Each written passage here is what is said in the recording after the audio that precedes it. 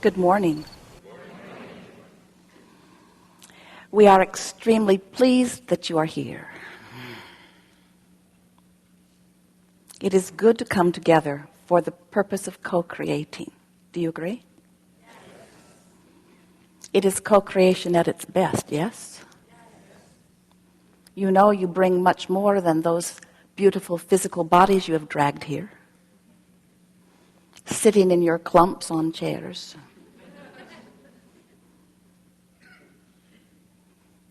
For without exception, you also bring with you that broader non-physical part of you. In the same way that Esther relaxes, eventually, and allows her vibration to raise to the equivalency of that which is our frequency, then there is a seamless interfacing of non-physical and physical. And that seamless interfacing is happening all day, every day, in nearly every aspect of your world, with the exception of the human race. Because you, in your socialization, in your expansion, in your mixing it up with one another, find quite a bit to fuss and worry about. So we are wanting you to reclaim your place as extension of source energy. We want you to remember that you are eternally source energy, that you are vibration mostly. And while you are magnificent in your flesh, blood, and bone expression, you are vibration primarily.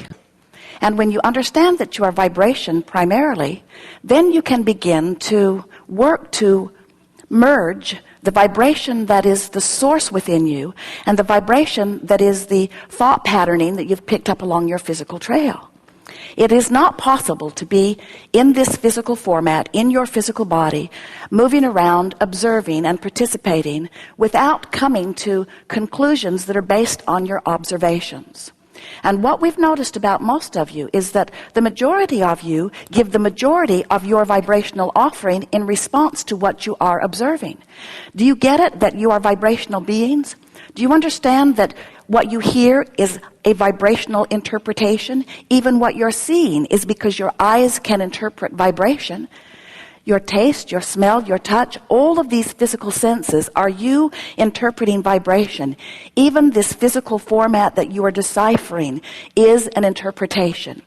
And as you have the continuity of generation after generation, leaving breadcrumbs along the trails, leaving legacies and histories, as each of you is born into the platform of stability that you call life on planet Earth, you begin to observe the patterns and listen to the words and adopt the conclusions and come to the same awarenesses that so many who came before, and that's all a good thing because that continuity is important to the expansion.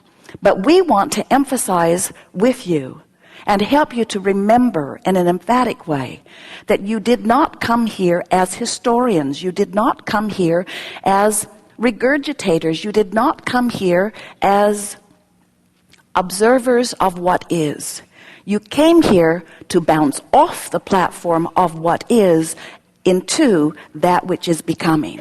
And the reason that that is so important to all of us is because we know that we are eternal beings. And we don't even have to tell you this in order for that to happen.